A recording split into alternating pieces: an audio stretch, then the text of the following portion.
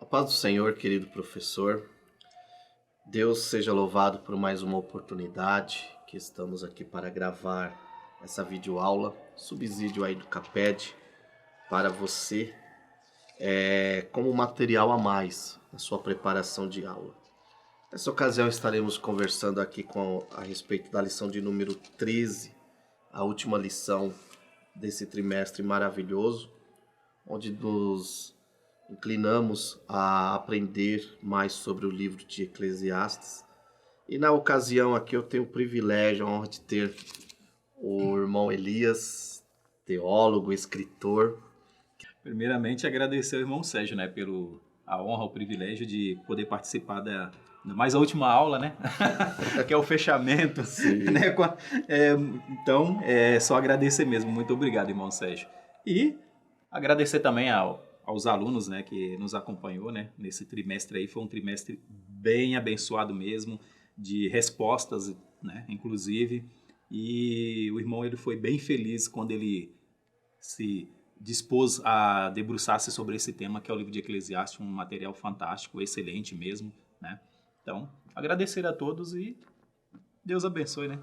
Amém. O livro de Eclesiastes, por muitos teólogos que às vezes o leem até numa perspectiva aí existencialista, né?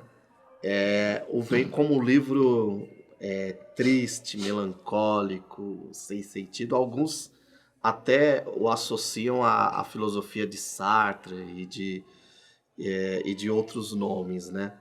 Porém, que fique bem claro que o livro de Eclesiastes, diferente da filosofia de Sartre, o irmão conhece bem o tema, ele não trata a existência a partir da própria existência. A intenção do escritor, inspirado pelo Espírito Santo, é tratar a existência a partir do Criador. Então, a maioria dos teólogos sérios, eles dizem que a leitura correta de Eclesiastes seria do capítulo 12 para o primeiro, e não do primeiro para o 12, né? E por quê? Porque o capítulo 12, logo no seu início, ele nos chama a lembrar, né? Lembra do teu Criador. Tem duas coisas que eu acho interessante nessa introdução. Primeiro, lembrar. Nos remete ao quarto mandamento, né? Lembra do sábado. Ou seja, traz a ideia de um descanso. Por exemplo, alguns teólogos falam que quando os judeus ou a congregação que ouvia a leitura de Eclesiastes se deparava com lembra do teu Criador, eles logo remetiam ali ao quarto mandamento. Lembra do sábado, um dia de descanso, né? E a outra questão aqui é criador. Uma coisa interessante para quem conhece o hebraico, né, é que as palavras empregadas em Eclesiastes para Deus foge um pouco daquela Yahvé, né, que fala de uma aliança. E é sempre atribuído o termo Elohim, que fala do que? De criação, de um Deus supremo. Então a ideia segundo alguns dizem também, de Salomão, seria o quê? Trabalhar aqui não a aliança, mas trabalhar que qualquer aliança só tem sentido se o Criador estiver como centro, como o primeiro dessa aliança, né? Por isso que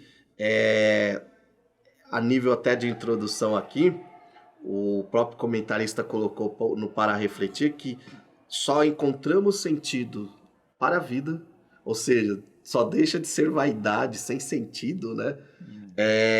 Quando nós olhamos a vida a partir de uma perspectiva da palavra de Deus e do Criador. Exatamente, irmão Sérgio. E é interessante porque se a gente for olhar para o gênero no geral, né? Uma vez que literatura sapiencial não é nenhuma invenção de Salomão, já era comum naquela época, e todas as nações ao redor do povo, inclusive a egípcia, que era um grande berço da literatura sapiencial, eles tinham mais de uma divindade, né? Eram politeístas e tudo mais. E é interessante que Salomão, quando ele faz essas referências aqui, ele deixa bem claro, sem falar, mas ele deixa bem claro que só existe um Deus. Exato. Né? Lembre-se do teu Criador. Então, vê que Salomão ele sempre centraliza a sua mensagem como único Deus. Que é aquela mensagem que já tem lá no que já veio antes dele, lá, né, que Yahvé é o único Senhor. Então, ele vai apresentar aqui como o único Deus. E isso que é interessante. E eu gosto também, irmão Sérgio, porque às vezes as pessoas falam que Salomão ele só lembrou de introduzir Deus no seu trabalho aqui, se tratando do livro de Eclesiastes, lá para o capítulo 2, 3. Mas não. Os primeiros versículos é sobre Deus. Sim. Depois, Salomão ele começa falando da criação, da grandeza de Deus, para depois ele tratar da vida debaixo do sol. Mas ele começa introduzindo as coisas que Deus criou, né? Então, isso que é interessante, realmente. Até porque essa vida debaixo do sol, todas as vezes que ele se refere a essa vida debaixo do sol, ele está trazendo justamente a ideia dos homens que vivem para si. Exato, irmão Sérgio. E não para o Criador. Isso mesmo. Né? Isso mesmo. E o irmão foi bem cirúrgico agora, fazendo o link desse capítulo 12 com a criação. Entendeu? E eu penso, né, o texto não deixa isso muito claro, mas eu penso que quando Salomão, ele ainda falando aqui do Criador, e o irmão trouxe um dado interessante das culturas que Israel estava envolvido ali, estava dentro de um contexto cananeu, muitas divindades, sim. E o próprio Salomão tinha se envolvido com mulheres que adoravam essas muitas divindades. Entendeu? Né? Eu penso que Salomão olha assim e fica pensando, é tudo vaidade. Tudo vaidade. Essas divindades, porque o termo vaidade, viu, professor, que fique bem claro, não se refere aqui a brinco, a maquiagem, a uma beleza. A vaidade aqui, dentro do contexto judaico e oriental, seria o quê? Algo que não tem utilidade.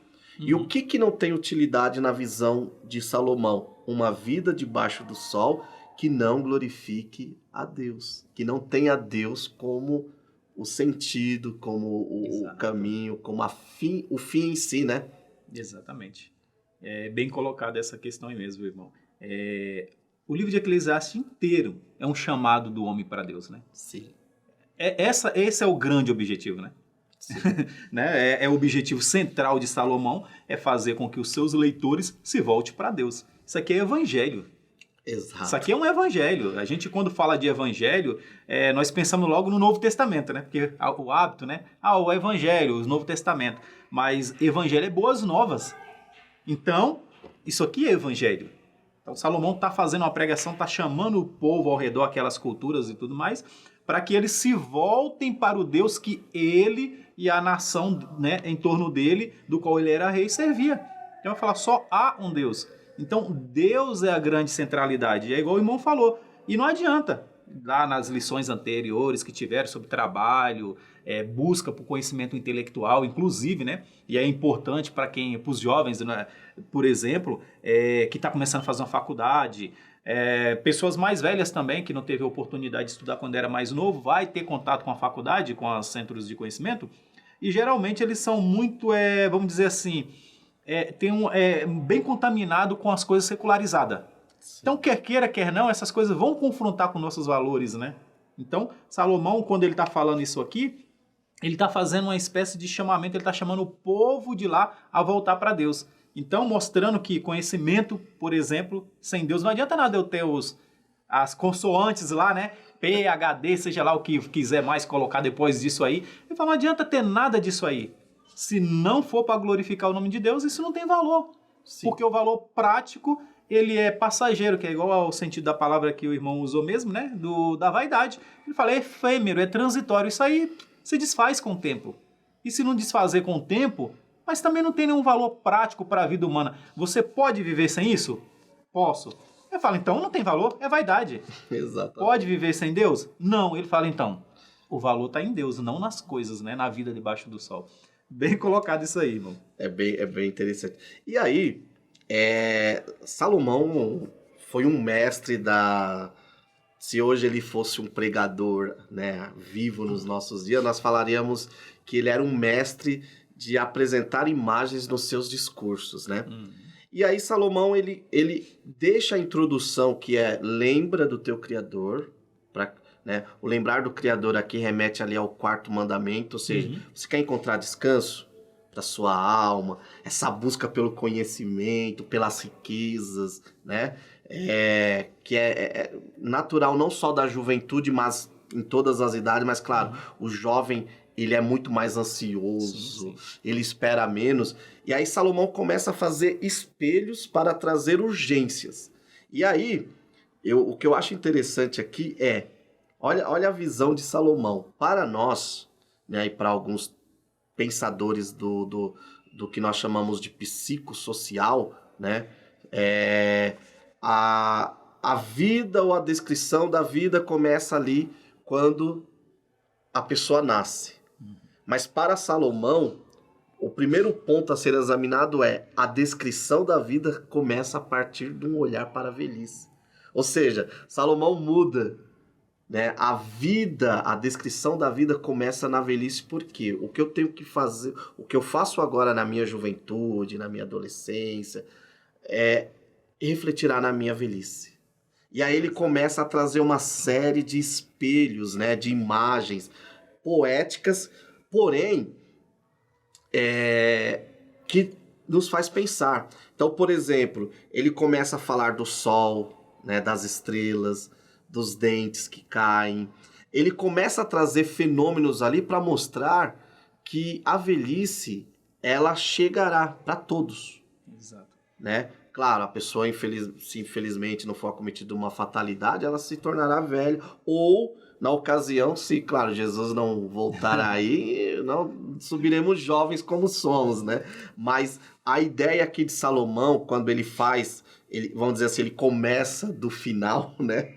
É até estranho, mas é isso. Ele diz, olha, a descrição da vida, ela começa na apresentação do que é a velhice. E aí ele começa a dizer, olha, jovem, tudo que você fizer, entenda, a vida, ela é cheia de riscos. E esses riscos são medidos pelo seu poder de atitude, pela sua livre agência, como alguns chamam, pelo livre-arbítrio, como outros chamam, mas enfim, a vida, ela tem os seus riscos, né? E essa ilustração ali no capítulo 11, quando ele fala sobre o preparo para a velhice e a morte, né? Onde ele usa figuras, mais uma vez, ali da pessoa que planta, do mercador que sai a vender os seus produtos, mostrando o quê? Que aquela pessoa está plantando, está pegando o oceano, atravessando para outro continente ou para uma outra região, mas ela não sabe o que espera ela lá no final. Ela planta, esperando colher o que ela plantou. Exato. Né? Que, aliás, esse é até o foco do capítulo 11, né? O lançar o pão às águas, né? E uma das coisas que eu gosto na literatura de Salomão, principalmente aqui no livro de Eclesiastes e tudo mais, é que ele não fantasia as coisas, ele é realista, né? Sim. Ele fala, olha, quer saber de uma coisa? Tu vai morrer. Tem uma novidade pra tu, não sei se você vai gostar, mas você vai morrer. Então, ele é muito realista. E aqui ele vai falar da velhice, olha, o natural, né? Igual o irmão estava falando, é o natural, se Cristo não voltar. O natural é que você chegue à velhice. Ele fala, então, você vai envelhecer. Então, ele não dá rodeios. A gente, quando quer dar uma notícia meio desagradável, a gente faz todo aquele rodeio. O Salomão, não. Ele vai direto ao ponto. Ele fala, não tenho tempo a perder, não. Eu vou logo direto ao ponto. Olha, tu vai ficar velho. Então, lembra do teu Criador. Porque, é igual o irmão falou, tudo que você fizer hoje aqui, ele vai impactar lá na sua velhice. Sim. E o melhor investimento que o ser humano pode fazer não é num fundo de capitalização, se é poupança, uma caderneta de poupança. Ele fala, não, o investimento melhor é na sua velhice, é nas fases da sua vida. O que você vai ter disponível para colher lá quando chegar na sua velhice? E lembrando sempre que você tem um Criador e que essas coisas precisam honrar Ele, né? Então, Salomão, ele faz esse chamado aí, mostrando para o jovem. É interessante que ele fala para o jovem, né? Exato. Lembre-se, viu, jovem? Você um dia vai ficar velho também. Exato. E por né? Isso até, né, pensando nessa velhice, que ele traz essa ideia do lembrar, mais uma vez lá traz a ideia do sábado, mostrando o quê? Que a velhice, se nós olharmos, né, irmão Elias, até como um fenômeno sociológico, ela causa medo em muita gente. né? Você pode, se você fizer uma pesquisa, o irmão é professor também, eu também sou professor. Quando você chega para o jovem, para o adolescente e comenta sobre a velhice, é nítido o pavor, o medo. Por quê? Porque a ideia de velhice em si, como fenômeno sociológico, já traz uma ideia de desespero, de solidão, de enfermidade. E Salomão, ele é bem realista dizendo, tudo isso vai acontecer, seus olhos vão escurecer, você não vai ter a mesma força, os cabelos cairão. Entendeu? Você não vai ter a mesma beleza, porém, se você quer encontrar descanso, lembra. Mas de quê? Do fundo de capitalista, de uma poupança. Não, tudo isso aí é útil para os nossos dias, porém, o descanso está no Senhor. Está em encontrar o Senhor, né? E aí, como que eu planto esse descanso? O apresente. Que eu acho que, irmão Elias, é uma das grandes dificuldades para a juventude e até para nós, né? É pensar no presente. O presente já para o futuro, né? Pensar o presente com um olhar para o futuro, né? Porque até uma das aulas que o irmão trouxe foi sobre a questão da morte, o paradoxo existencial. E a morte, ela deveria ser um assunto mais tratado nas igrejas. Porque quando nós falamos da morte, claro, não como uma questão natural, porque Deus não criou o homem para morrer, mas como uma consequência, nós podemos ver Jesus, entre nós viveu 33 anos. Alguém produziu mais do que Jesus? Não. Por quê? Entendeu? Porque Jesus pensava em todo tempo na morte. Exatamente. E ele olhava e falava, eu preciso produzir. Então, o Salomão está chamando aqui esse jovem a ser um jovem produtivo, pensando que a velhice pode impossibilitá-lo de estudar, de andar, de caminhar. Nós não sabemos o que nos aguarda na velhice. Então, Salomão nos chama aqui, eu até anotei aqui, um ponto é sobre a produtividade, né? Exato. E é interessante aqui que tudo está em torno do tempo, né? Do tempo. Eu gosto do capítulo do tempo, irmão, que ele vai falar que para tudo há um tempo. E se a gente lê Eclesiastes inteiro, ele é cheio de ramificações, mas o tempo está em tudo. O tempo, sim. Para tudo ele vai falar há um tempo. Isso aqui é mais uma, vamos dizer, uma demonstração bem clara do tempo. Hoje você é jovem, amanhã você vai envelhecer, amanhã você é velho. Então está tudo determinado pelo tempo. E um dos problemas, acho que nosso como seres humanos, esse é o nosso maior desafio, na verdade, né? É o tempo, entender o tempo. Na verdade é impossível, né? Que Salomão ele vai deixar bem claro aqui que o homem não conhece o tempo. Sim. Ele não conhece o tempo. Deus não deu essa capacidade do homem entender o tempo. E é um grande desafio nós entendermos o momento que nós estamos vivendo. Porque é igual o irmão falou aqui. Tudo que vai ser, tudo que foi, houve um momento, houve um presente, e tudo que vai ser está regido pelo presente. E aí é onde Einstein vai dizer, por exemplo, ele falava que o tempo é uma grande ilusão, né?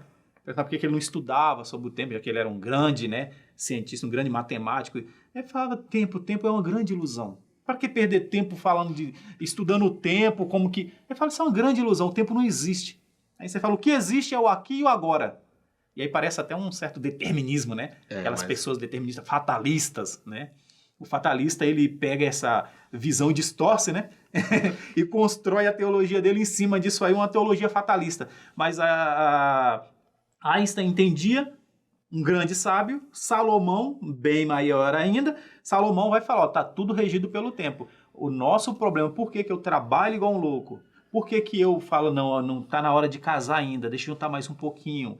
Por que me afasto das pessoas que eu amo, sair de casa, esquece de pai, de mãe, achando que vai ser jovem pro resto da vida, né?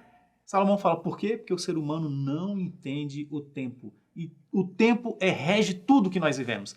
E ele fala, por isso que ele vai falar, lembre-se do teu Criador no dia da tua mocidade, olha, na sua juventude, o tempo passa. E lembra lá atrás, nas lições anteriores, que eu falei que há um tempo para tudo?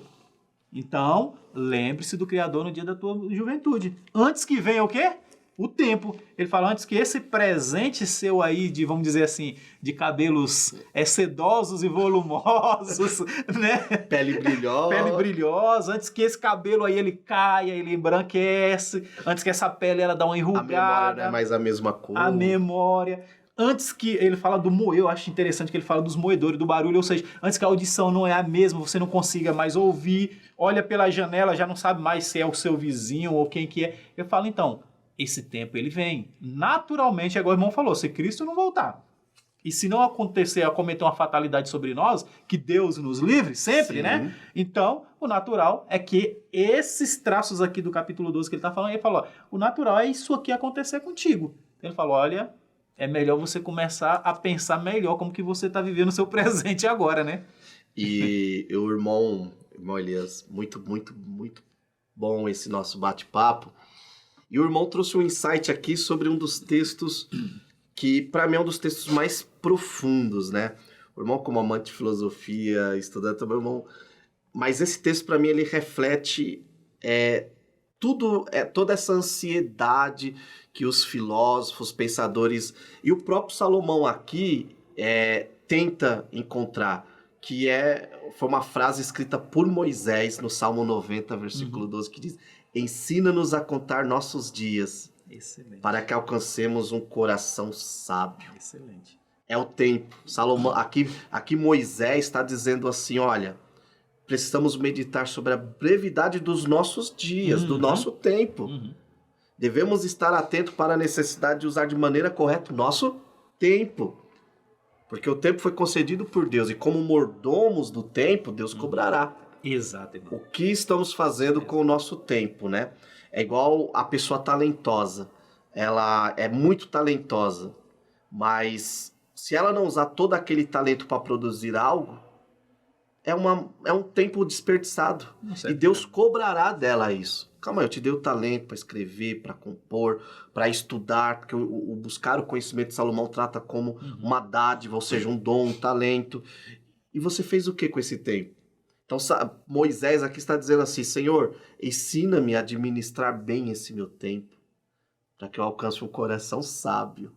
Né? E claro, Moisés, diferente de Salomão aqui, o Salmo 90 em si, ele começa, né, com Deus e termina com Deus, né? E dizendo mais uma vez, de eternidade a eternidade, tu és Deus. Né? Parece aqui que, vamos parafrasear, parece que Salomão, quando escrevia esse capítulo 12 e toda a sua literatura, talvez estivesse pensando nesse Salmo 90, não sei, e pensando, Senhor, como alcançar um coração sábio? Né? Exatamente. E igual o irmão falou aí, né? Vê que o fruto, primeiro, 2 pontos, né? Ensina-nos a entender o momento que nós estamos vivendo. Vamos colocar assim mais fácil para o dia de hoje, né? Sim. Que nós precisamos saber fazer uma leitura, e aqui, né, irmão, trazendo para a nossa realidade, que nós precisamos fazer uma leitura de que momento nós estamos vivendo. Sim. Todas essas coisas acontecendo ao redor aí do mundo e tudo mais, guerra, rumores de guerra e tudo mais. O que o crente, qual é o olhar que o crente, que o cristão, ele deve fazer do mundo? Jesus, ele era uma das coisas que Jesus mais chamava a atenção dos seus ouvintes, era isso, sobre esse assunto. Ele falava, olha, interprete os tempos. Então, uma passagem muito interessante que eu gosto, quando ele vai falar, vocês olham para o norte e sabem que se vai chover, olha para o sul, sabe se vai vir calor. Ele fala, mas vocês não entendem o tempo que vocês estão vivendo? Jesus era fantástico. Tá entendendo? Muito. E aí ele começa a construir parábolas, e cada parábola tá falando de o quê? De um tempo. Olha, sinais, né? Jesus falava de sinais. João, acho que amou a ideia que o evangelho de João poderia ser chamado o evangelho dos sinais. Os sinais, exato. Tudo é sinal para João. João falou, tudo tem sinal.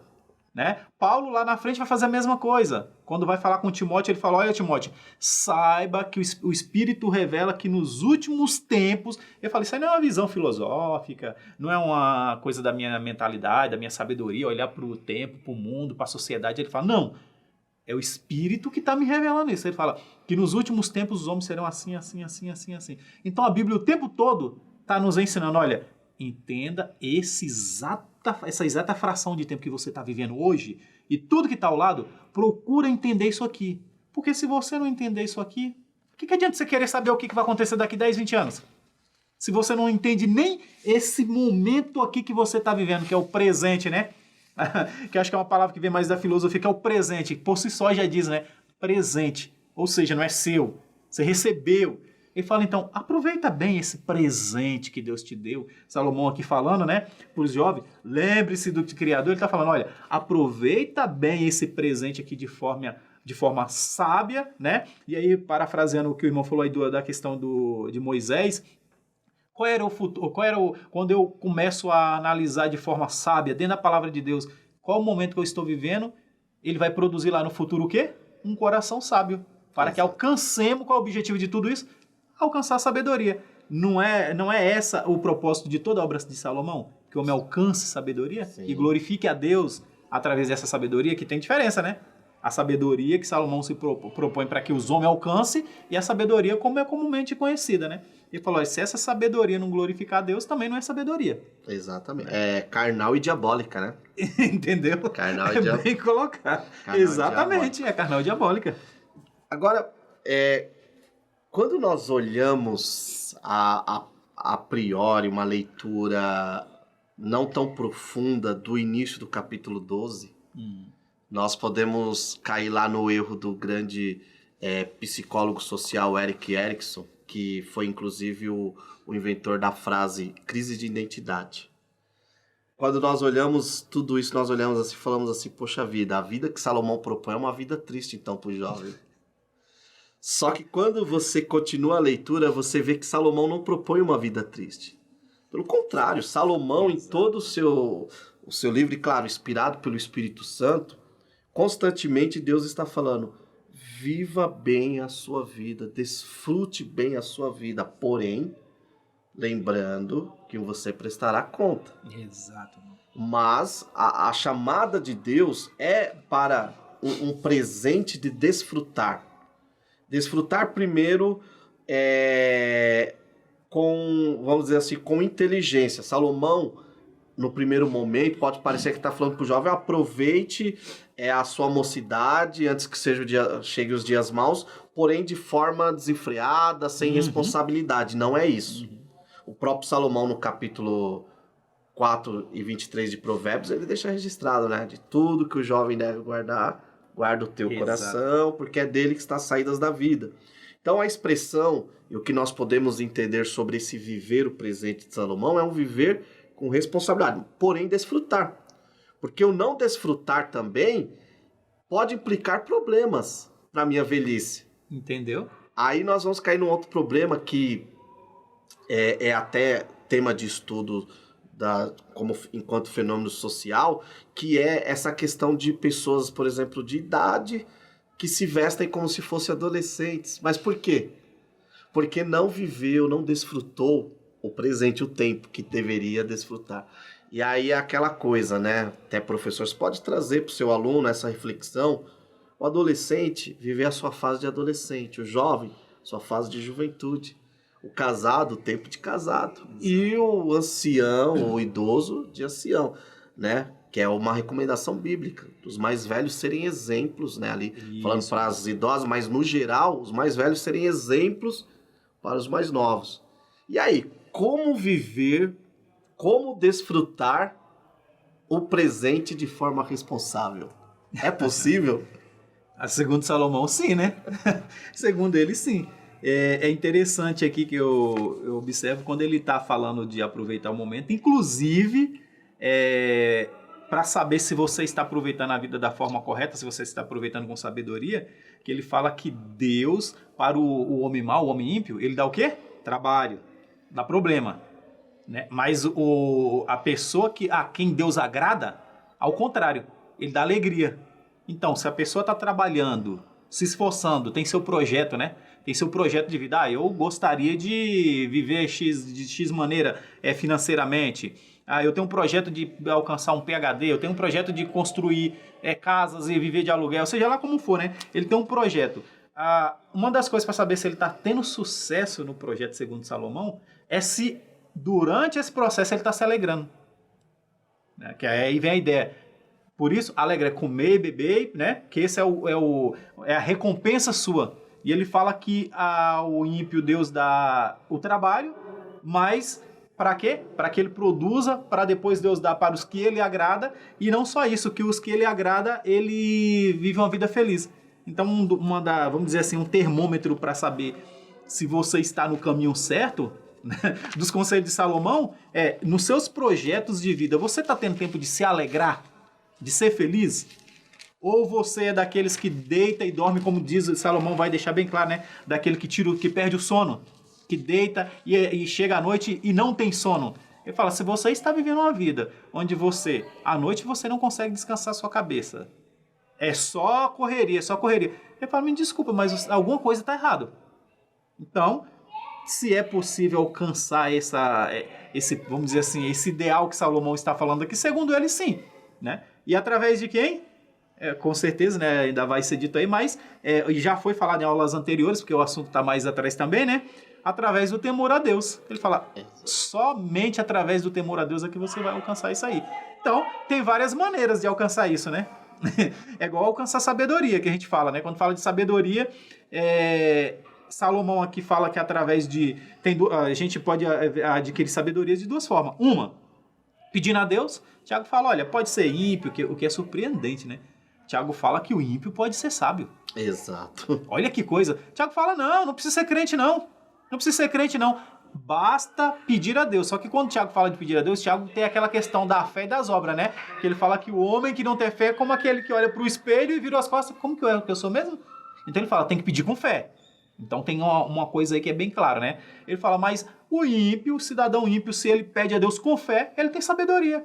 E qual é a outra forma de adquirir uma sabedoria natural? Servindo a Cristo. Porque quando Paulo lá na frente, Tiago apresenta essa versão, Paulo vai dizer que Cristo é a nossa sabedoria. Sim. Então, todo aquele que serve a Cristo de verdade, ou como o próprio Cristo falou, né, em espírito e em verdade, ele fala, esse cara é sábio, ele já alcançou naturalmente uma sabedoria. Então, a mesma coisa aqui para esse princípio, né, irmão Sérgio? Bem verdade.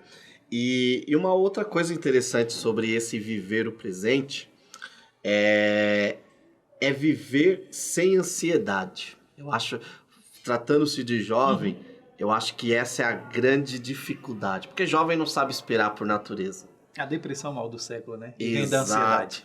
E claro que um dos textos chaves e a maior autoridade sobre o tema falou sobre tal que foi Jesus. Sim. Em Mateus 6, do 25 em diante, mas principalmente o 25, está registrado: não fiqueis ansiosos quanto à vossa vida. Né? Eu penso, irmão Elias, que muito dessa ansiedade ela acontece no jovem, porque o jovem, ele tenta, isso é tentador para qualquer pessoa, na verdade, mas principalmente na juventude, ele tenta deixar de lado Deus quando o assunto são seus projetos. Trabalho, casamento, faculdade. Não, Deus, essas coisas Deus não precisa. Exato. Se intrometer. E aí, de certa forma, quando um jovem cristão age assim, ele está aderindo ou confirmando a ideia deísta, né? Que teve ali suas raízes em Aristóteles. Exatamente. Que mais ou menos é assim: Deus criou, pegou sua malinha, foi tirar férias e deixou o homem aí sozinho. Se vira. E Cristo já está mostrando diferente. Não, o vosso Pai sabe o que é bom para vocês. Se ele não abandonou a natureza que ele criou, dirá a vocês, né? Porque o próprio Jesus falou que nós valemos mais do que o pássaro e do que as próprias plantas do campo, né? Então eu penso que é tentador, né? E aí, falando um pouco de academia, de sabedoria, né? De busca por conhecimento, como que esse jovem cristão ou esse irmão, né, que não é velho, não é idoso e ainda quer ou está trilhando, como nós estamos trilhando aí o caminho, como diz o grande Claudio de Andrade, o caminho da erudição. Como conciliar erudição, conhecimento, ciência, tudo isso sem deixar Deus de lado? Porque é tentador a ideia. Muito. Como? Muito tentador. É igual o irmão colocou aí. Para jovem é mais difícil porque o jovem ele ainda está em processo de construção, essa é a verdade, né? A personalidade dele ainda está em processo de construção. E eu costumo dizer, eu gosto muito do público jovem, de estudar com jovens, assuntos sobre os jovens e tudo mais. Jovens, porque ele tem aquela potência, eles são aquela potência, né? Ou pelo menos deveria ser, né? Aquela potência. Tem uma coisa que eles são impacientes. Sim. Eles não têm paciência não, daí vem a ansiedade, por exemplo. Eles são impacientes. E por que eles são impacientes? Porque eles ainda não passaram pela experiência. Eles não têm um amadurecimento. Eu só posso pensar diferente a partir do momento que eu aprender como pensar. Né? Então, uma das coisas que eu sempre falo que nós mais velhos, nós precisamos ter um pouco de paciência com eles. Sim. Porque se nós que passamos pelo processo de amadurecimento, nós não temos paciência, como que nós vamos exigir deles? Né? Então, paciência ela é uma virtude que ela se desenvolve e com tempo. Sim. Precisa de tempo para desenvolver.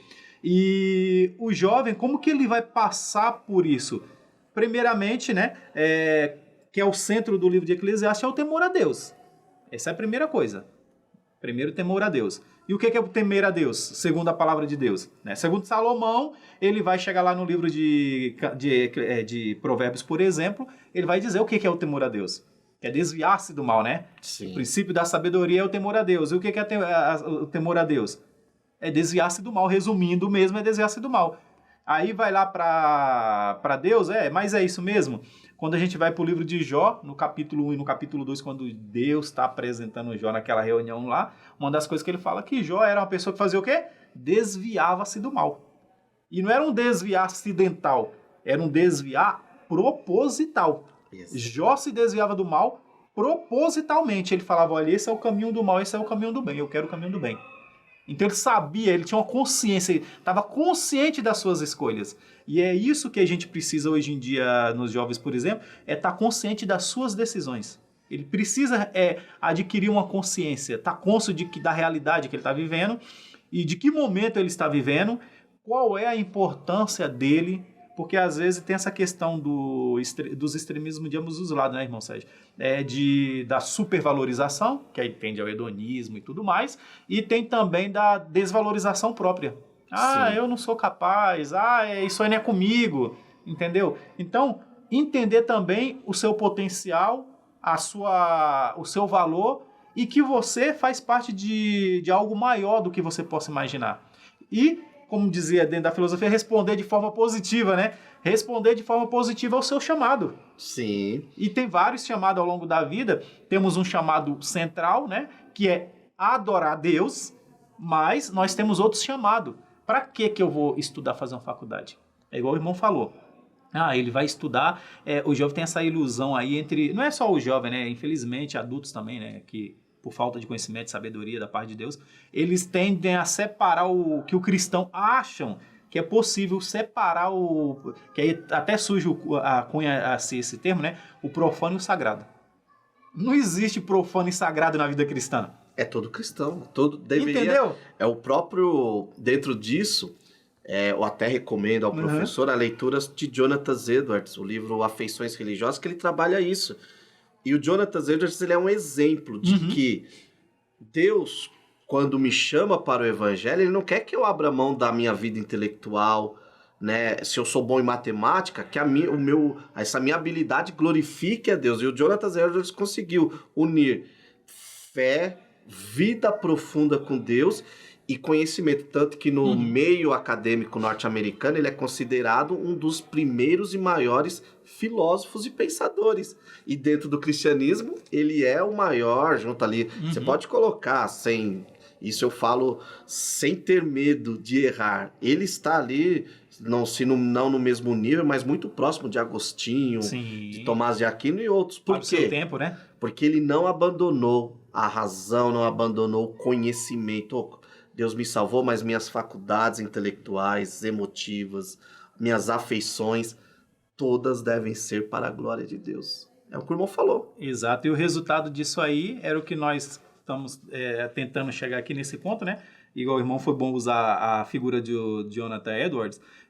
Os prefeitos, os governadores, ele tinha acesso ao governador. Sim. Ele tinha acesso ao governador, e o governador tinha ele como sendo um homem de grande valor, de maior valor, vamos supor assim, dentro da sociedade. Quando ia tomar uma decisão importante, o governador da época, ele consultava o Jonathan Edwards. Primeiro, pelo seu intelecto, que ele era extremamente inteligente, e segundo, pelos valores que, dentro da palavra de Deus, ele construiu para a própria vida dele. Então, vê o resultado disso. É igual o irmão falou.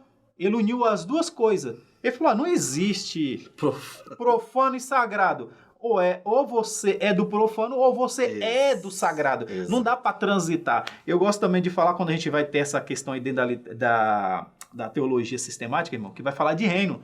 A impressão que dá, que é uma coisa que é nítida, é que a grande maioria do cristão acha que é assim, ó.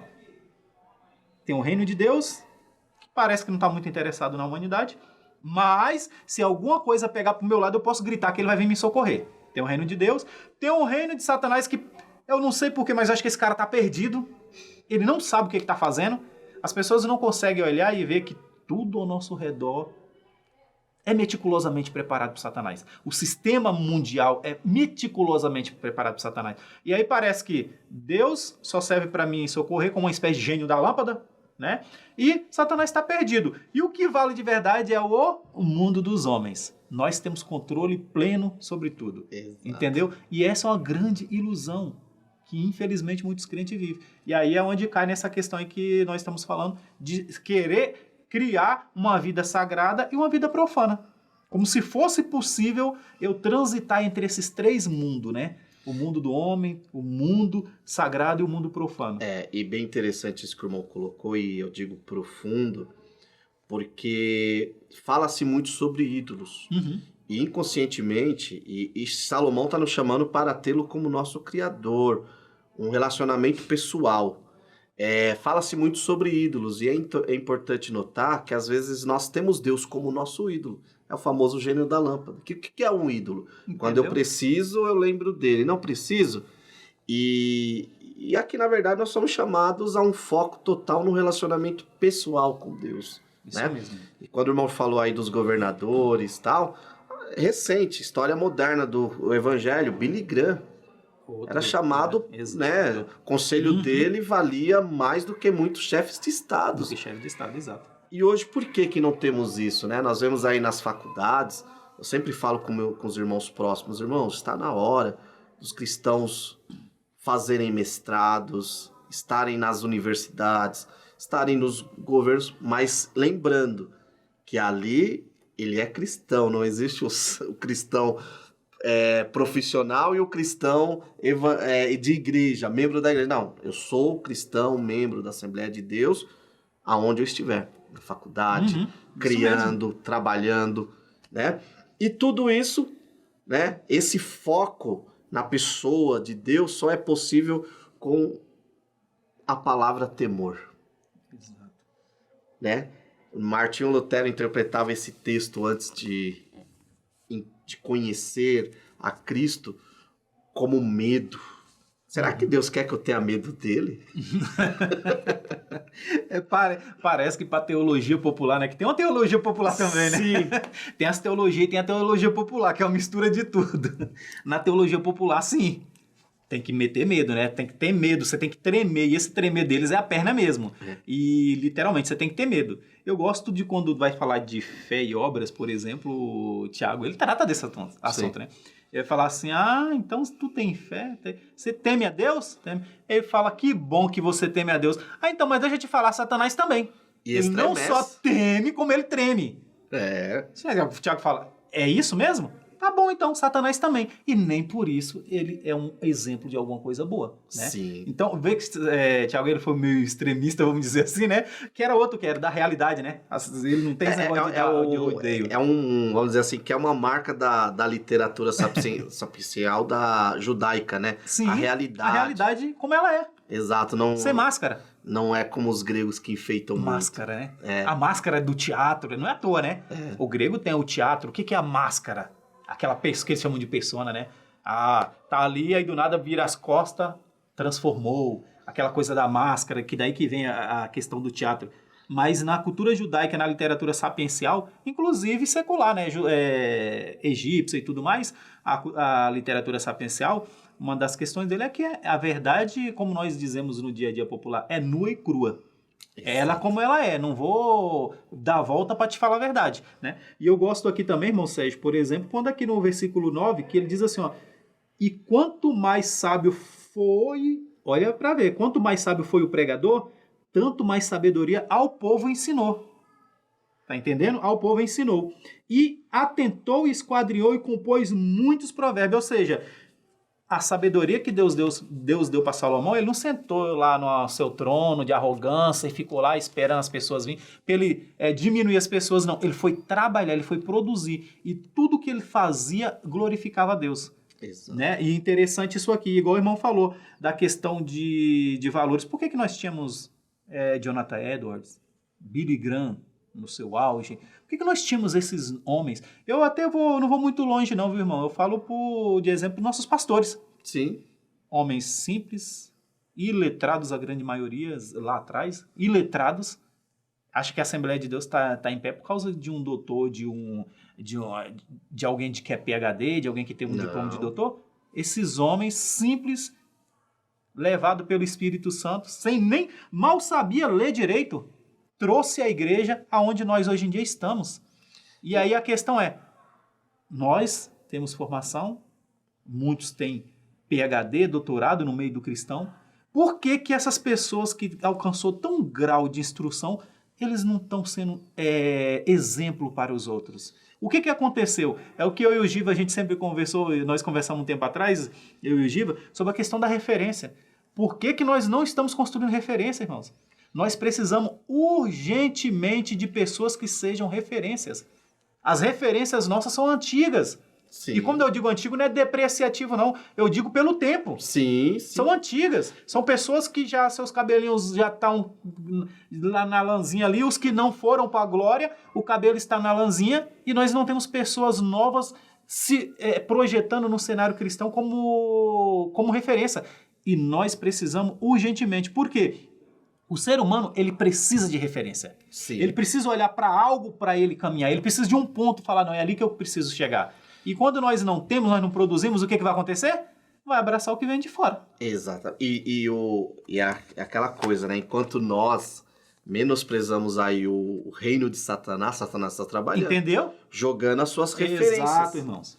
Jogando as suas referências. E outra coisa sobre isso, que o irmão colocou, sobre essas pessoas às vezes iletradas, mas que construíram, o que nós, com todo o nosso letramento, temos construído. Na verdade, nós estamos desconstruindo, porque a moda Entendeu, vamos desconstruir porque nada do que foi feito presta mais. Era um homem que não tinha instrução, agora eu que tenho. Exatamente. Bem lembrado aí, muito bom esse ponto que o irmão colocou.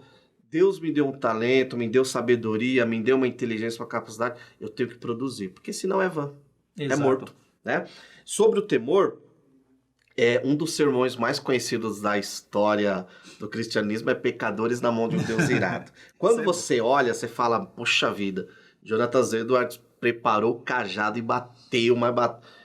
Quando você lê esse sermão, é a maior prova do amor de Deus. Tá entendendo? Porque o sermão de Pecadores na Mão de um Deus Irado, quando lido, dentro do contexto, examinado, eu falo porque eu li, viu, professor? Você chora. Porque você fala, poxa vida, o inferno estava preparado para mim. Mas Deus, com a sua graça e misericórdia, me preparou o céu. E eu posso escolher ir para o céu. Né? Então, o temor a Deus é bem colocado, não é medo. Né? Deus não quer que eu o sirva por medo. Medo de ir para o inferno, ou medo porque ele vai me castigar. Que é o que o irmão falou, a teologia popular coloca isso, né? É a famosa cobertura espiritual. Nossa, se você sair daqui sem a minha cobertura, sua vida é de maldição. Acabou.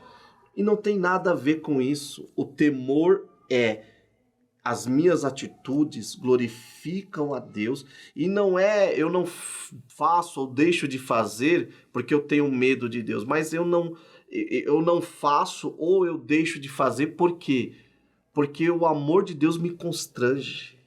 Isso é temor. Eu olho para um Deus que cuida, que me protege, que me veste, que me dá sabedoria, me fez muito mais do que eu podia imaginar. Eu me sinto constrangido a ser santo, eu me sinto constrangido a amá-lo, me sinto constrangido a obedecer a sua palavra, né?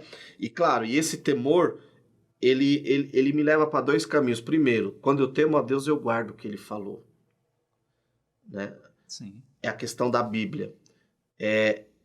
Deus me deu um livro, me chamou para uma religião, para uma fé que tem o livro. Se Deus me deu um livro, é porque Ele quer que eu leia, que eu conheça. A não leitura da Bíblia diário, não estudo diário da Bíblia, é pecado de negligência. E nós, às vezes, praticamos esse pecado porque nós não tememos a Deus. Porque, calma aí, se eu sei que o que Deus falou e quer para mim é bom e está revelado nas Escrituras, eu vou me debruçar nas Escrituras. Exato. E o segundo ponto, o temor a Deus me prepara para encarar a eternidade, o juízo. Que aí as pessoas não pensam muito nisso.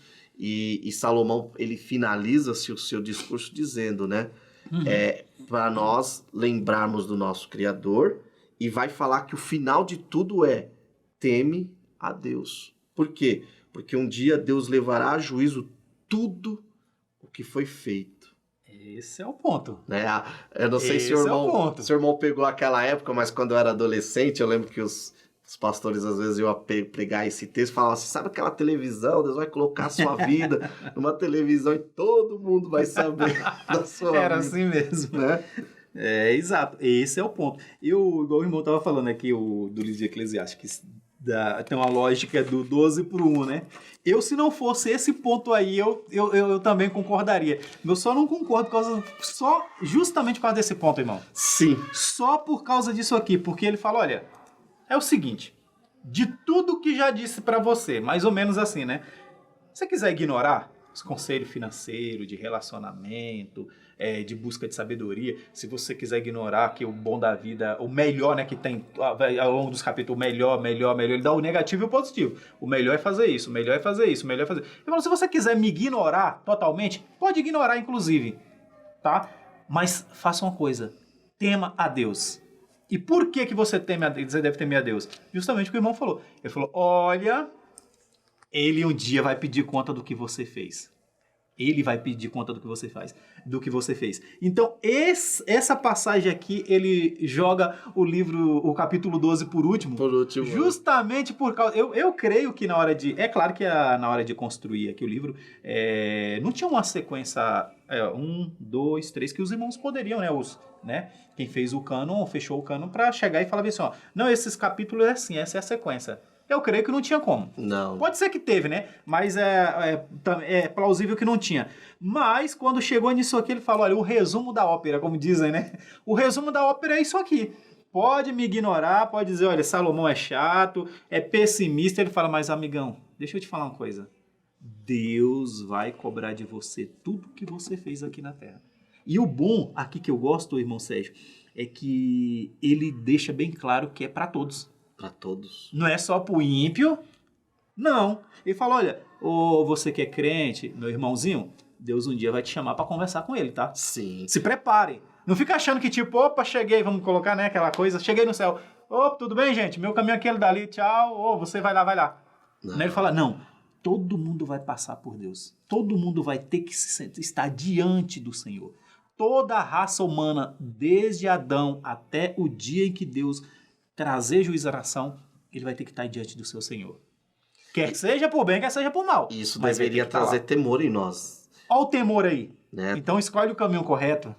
Porque às vezes nós agimos e fazemos da nossa fé cristã, de tudo aquilo que Deus nos chamou, o famoso mandato cultural. Exato. Sem essa responsabilidade de que um dia eu estarei diante de Deus para apresentar e o Senhor vai pedir juízo de tudo. Então, olha, eu cheguei onde eu cheguei às custas de puxar tapete do irmão Elias. Entendeu? Mentir, inventar falso testemunho. Então, para os homens eu fui um case de sucesso. E aí Deus vai olhar e falar assim, mas para mim você foi um case de insucesso. Fracassou.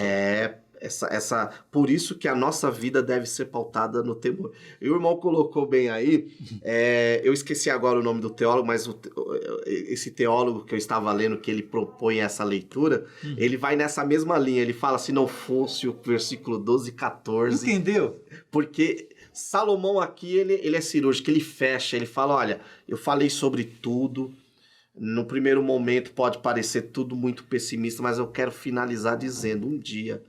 Eu, inclusive, Salomão, você, todos, nos apresentaremos diante de Deus. E aí? Entendeu? Né? Então, nós finalizamos esse trimestre, esse livro fantástico, né? Até uma dica, professor, que você pode dar para os seus alunos. O dia que seu aluno estiver procurando uma filosofia existencial, ele pode ler Sartre, pode ler Kierkegaard, mas primeiro lê Eclesiastes. Lê Eclesiastes. Porque é um pensamento existencial, mas como deve ser, não pautado no homem em si, pautado no Criador, né? Se seu aluno estiver querendo conselhos para a vida, Eclesiastes, né? E nós chegamos aqui a uma conclusão e a grande resposta que nós deveremos responder é: vale a pena viver? Opa! E muito, né? O livro de Eclesiastes mostra que sim. Muito. Essa é uma das questões também central do livro, né, irmãos? Que algumas pessoas levantam sobre que falam que Salomão teve uma crise de existência, que esse livro é fruto de uma crise de existência de Salomão. Outros lançam um livro aí dizendo que é a literatura mais ácida. Sinceramente, eu fico pensando onde que eles leram, o que eles leram? Eu não vejo aqui uma crise de existência. Qual foi a tradução? Eu falo, cara, eu tenho algumas traduções, eu tenho a Peshitta, tenho a Bíblia Judaica, tenho a Católica. Eu falo, cara, eu ainda não achei qual foi a tradução. Ele tem uma tradução particular que levou ele a pensar isso? E é uma das coisas que eu gosto de falar, irmão Sérgio, é que a gente precisa ter cuidado, que a palavra de Deus, nunca eu vou colocar nela, é ela que vai me preencher. Exatamente. Então não levo minha cosmovisão, nunca leia a Bíblia com o meu óculos embaçado da minha cosmovisão, que aliás, excelente tema que nós vamos estudar daqui para frente, mas nunca leia a Bíblia com os óculos, com as lentes da minha cosmovisão. Ao contrário, eu preciso que minha cosmovisão seja moldada e, em muito caso, restaurada, porque se estiver errada, restaurada através da leitura da Bíblia, e não o contrário. E eu acho que quando as pessoas chegam nessa conclusão aí de falar que Salomão ele teve crise existencialista e tudo mais, para mim, o erro, irmão Sérgio, é esse daí. Ler com sua própria cosmovisão. É o que o Dr. Carlos Augusto Vailate diz, né? O nosso problema é que, às vezes, a nossa leitura é contaminada pelos nossos pressupostos. Entendeu? Ou seja, eu estou as minhas bases são líquidas, né? E eu quero atribuir à palavra de Deus, que é sólida, algo líquido. Exatamente. Entendeu? Aqui Salomão, eu penso que foi o próprio Espírito Santo que o levou, né? E fala assim, Salomão, vem cá, eu vou te mostrar aqui quem é você, o que você buscou e o que eu quero por homem. Exato. Né? O irmão também gosta muito de ler. E assim, eu sempre digo, eu gosto muito de ler e tenho vários livros. Porém, a Bíblia, como dizia o grande Charles Spurgeon, tem que ser o livro da autoridade maior. Exato. Eu não posso pegar, por exemplo, Afeições Religiosas, de Jonathan Edwards, e querer interpretar a Bíblia a partir dali. Não. Entendeu? Bíblia vai interpretar tudo. A Exato. Bíblia vai dar a resposta para tudo. Né? E é isso que Salomão nos convida. Né? Quando ele fala sobre obedecer os mandamentos, ele está dizendo, olha, a Bíblia aqui é a palavra de Deus. Exatamente. Por mais que tenha um povo estranho aí falando que tem que atualizar. Atualizar o quê? Deus, ele é eterno, né? Ele nunca foi ultrapassado. Irmão Elias, muito bom conversar com você. Com certeza, os seus comentários, o conhecimento que o irmão tem do livro, como alguém que já também comentou o livro, enriqueceu bastante essa videoaula, né? Vamos ficar à vontade para fazer as conclusões, né? Eu, mais uma vez, agradecer, meu irmão Sérgio, por esse convite aqui e aos professores, né? Que, como o irmão colocou aí a última questão aí, se vale a pena viver, que é o grande desfecho de tudo isso aí, a gente vê que a palavra aqui no livro de Salomão, ele deixa bem claro, o tempo todo ele está afirmando, na verdade, né? Reafirmando que vale a pena, vale a pena, vale a pena. Então, que Deus abençoe a cada professor. Foi um trimestre aí fantástico. Trabalhar com Eclesiastes é sempre enriquecedor. E você nunca vai esgotar o assunto. É muito assunto. E agradecer mais uma vez aí a oportunidade e o convite, meu irmão. Deus abençoe aí, continue guiando a sua vida. E no próximo trimestre nós estamos com o seu comentário aí, tá? Amém. Eu agradeço, irmão. Eu acho que, como cristão, nós temos sempre que procurar ter bate-papos relacionados à palavra de Deus. em nível alto, né? Às vezes Sim. o irmão falou dos nossos antepassados cabelos brancos, eles podiam ser iletrados, mas eram profundos. Profundos com Deus, profundos na palavra. E é isso. Eu, particularmente, fui bem edificado. Espero que você, professor, tenha Amém. sido edificado. E assim, a minha conclusão esse trimestre é: vale a pena viver. Né? Quando você estiver dando essa aula, você está vivendo. Viva esse momento. Se for fazer uma viagem com seus familiares, de férias, viva, desfrute. Mas lembrando que o temor ao Senhor tem que ser o centro. Deus tem que ser o Criador, né? O centro das nossas vidas, das nossas vontades. E que Deus abençoe vocês, no nome do Senhor Jesus.